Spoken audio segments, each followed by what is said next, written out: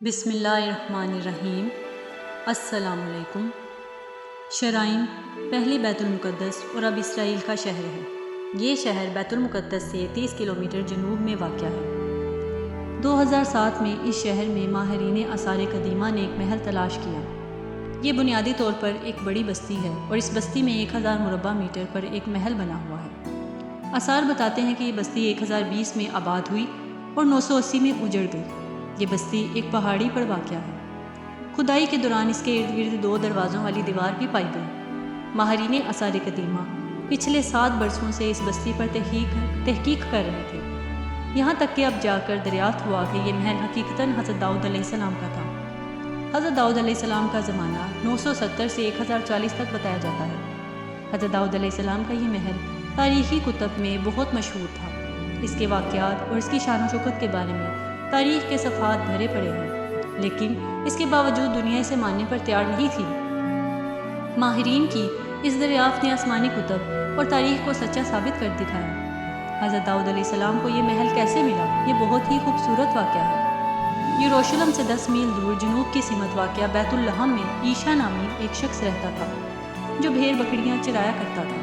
اس کے 8 بیٹے تھے اور اس کے سب سے چھوٹے بیٹے کا نام داؤد تھا۔ یہ بچہ بچپن ہی سے اپنی خوبیوں اور صلاحیتوں کی بدولت پورے علاقے میں پسندیدہ نظروں سے دیکھا جاتا تھا۔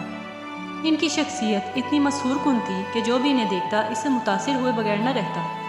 رنگ سرخ و سفید تھا اور خد و خال حسین تھے۔ گفتگو میں سلیقہ اور احترام تھا۔ قد پستہ، آنکھوں میں بھورا پن اور سر کے ایک گوشے میں گنج تھا۔ حضرت داؤد علیہ السلام یہودا کی نسل سے ہیں۔ شجرہ نسب حضرت یعقوب علیہ السلام سے حضرت ابراہیم علیہ السلام تک جا پہنچا۔ آپ علیہ السلام افراہیم حضرت یوسف علیہ السلام کے بیٹے کے خاندان میں واحد شخصیت تھے جو بیک وقت پیغمبر رسول، صاحب کتاب اور بادشاہ بھی تھے۔ آپ علیہ السلام کا ایک ایک لفظ صاف اور حکمت سے بھرا ہوتا تھا۔ آپ علیہ السلام ہر وقت اللہ تعالیٰ کی حمد و تسبیح میں مشغول رہتے تھے۔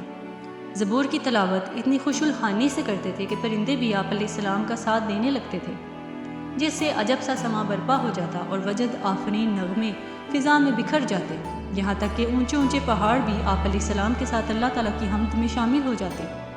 آپ علیہ السلام نے 2 شادیاں کی۔ آپ علیہ السلام کی اولاد میں حضرت سلیمان علیہ السلام کا نام سر فہرست ہے، جو آپ علیہ السلام کے بعد بنی اسرائیل کے مشہور و معروف بادشاہ اور پیغمبر گزرے ہیں۔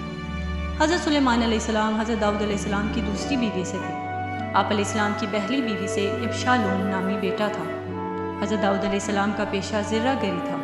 آپ علیہ السلام لوہے سے سپاہیوں کے لیے زرہیں بناتے تھے۔ لوہا آپ علیہ السلام کے ہاتھوں میں نرم ہو جاتا اور اس عمل کے لیے آپ علیہ السلام کو نہ بھٹی کی ضرورت ہوتی اور نہ ہی کسی ہتھوڑے کی۔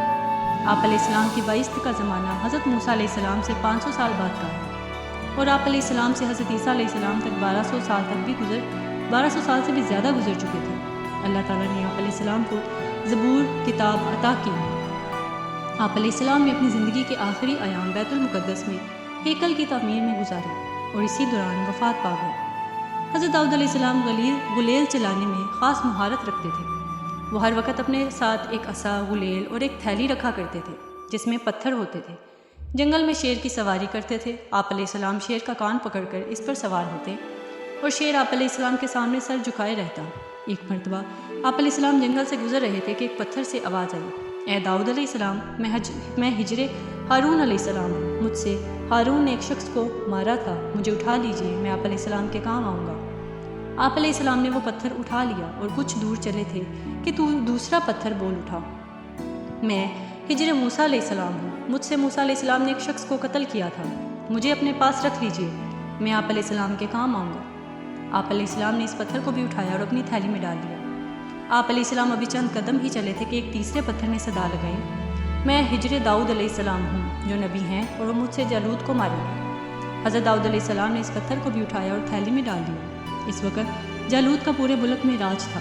یہ دیو ہیکل ظالم فلسطینی سردار تھا اور موجودہ اسرائیل اور فلسطینی ریاست پر انسانیت کی ناک میں دم کر رکھا تھا۔ وہ بنی اسرائیل سے شدید نفرت کرتا تھا، انہیں تنگ کرتا تھا۔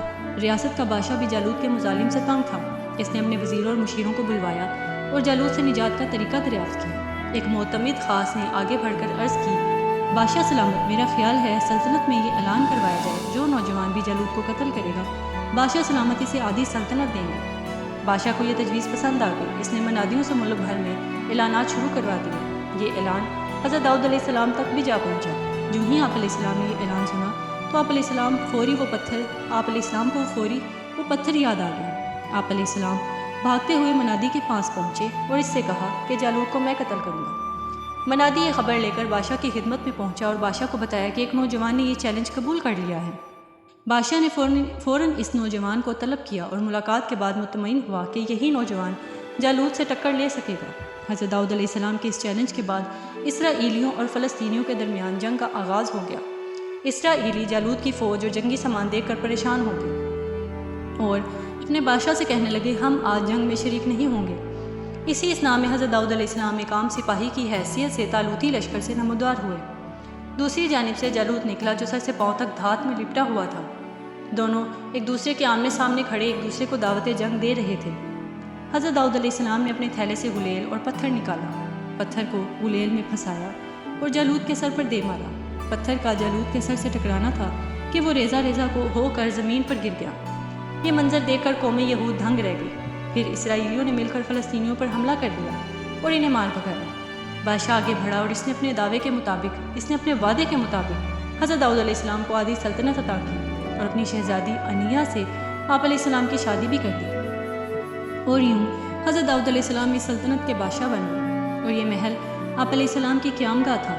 ماہرین آثار قدیمہ نے آج ہزاروں برس بعد حضرت داؤد علیہ السلام کے اس محل کو دریافت کر کے دنیا کو ایک پیغام ضرور دیا ہے، اور وہ پیغام یہ ہے کہ دنیا میں موجود ہر شے فانی ہے، سب نے فنا ہونا ہے، سب نے تباہ و برباد ہونا ہے۔ آثار قدیمہ کی دریافت سے ثابت ہو گیا کہ ہزاروں مربع میٹر پر پھیلا اللہ تعالیٰ کے ایک نبی کا محل اگر زندہ سلامت نہیں رہ سکتا تو دنیا کے ان چھوٹے چھوٹے حکمرانوں کی حیثیت ہی کیا ہے۔